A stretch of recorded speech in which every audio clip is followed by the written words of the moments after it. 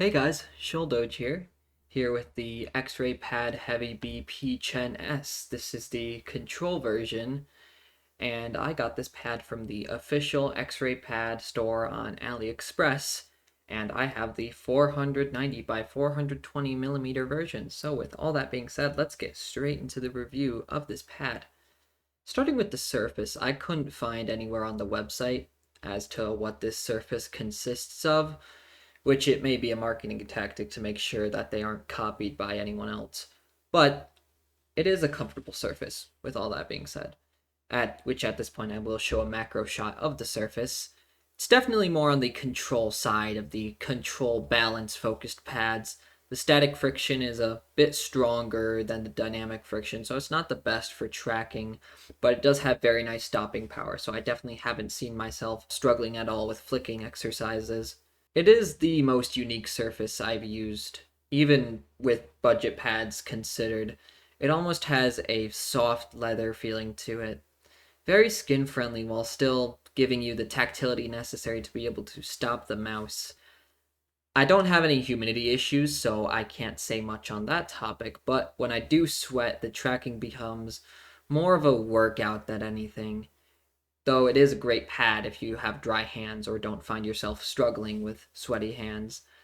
Arm sleeves, however, are completely out of the question for this pad. I don't know if you can see it on camera, but it is just getting all stuck up in the pad. It is not going anywhere. It's like sandpaper on sandpaper. It's really bad. So if that's a make or break for you, then might not be the pad for you. As for the base, it's listed as a double rubber base on their website. Not sure if that means twice as much rubber per pad or something like that, but it isn't sticky as per se, but it definitely won't slide around as you're playing, which as per usual, I'm trying my very best to slide this thing around and it's not going anywhere. I'm shaking my desk.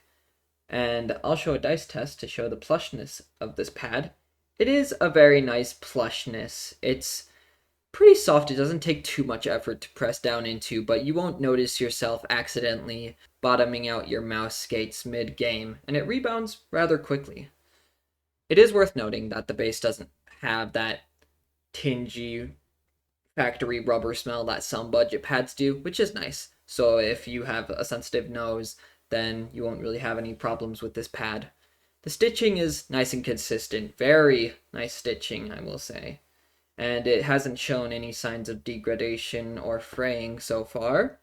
It is super low profile. I won't be able to notice my mouse gliding over it with full skates, and I barely notice with dot skates, so it is, in my opinion, on artisan level. And nice and plush stitching doesn't bother my arm when I'm resting it on. And surface is pretty easy to keep clean, which I accidentally spilled a bag of graham cracker crumbs and was easily able to brush all of them off with ease. The art is nice. I'm not a hater of anime art, and the printing is really good. The lines are nice and sharp, the colors pop, but I don't find it too distracting. It's a nice balance. As for if it's worth it, it came rolled up in a box, but it does roll out close enough to flat the first time around. There aren't any coatings on this pad. The printing does seem to affect the surface, but the honeycomb surface seems to almost counteract that. I think this is an amazing pad for the price, especially considering how many Zero clones are coming out, and they just don't provide anything new to the budget mousepad industry. I got mine on AliExpress again for free shipping around $32.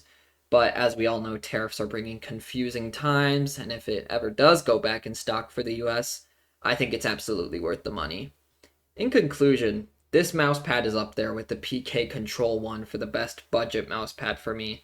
The only reason it should deter anyone is because of the arm sleeve compatibility, or if you have particularly sweaty hands, or if it's just not available in your country, which is most of the people in the US at this point. This pad won't be my main by any means, but it is definitely going to stay in my rotation of pads for a while. Hopefully X-Raypad does make some more skin-friendly pads like this one, because I would love to review them. I just have skin that gets irritated easily. Anyway, with that being said, thanks for watching. Bye!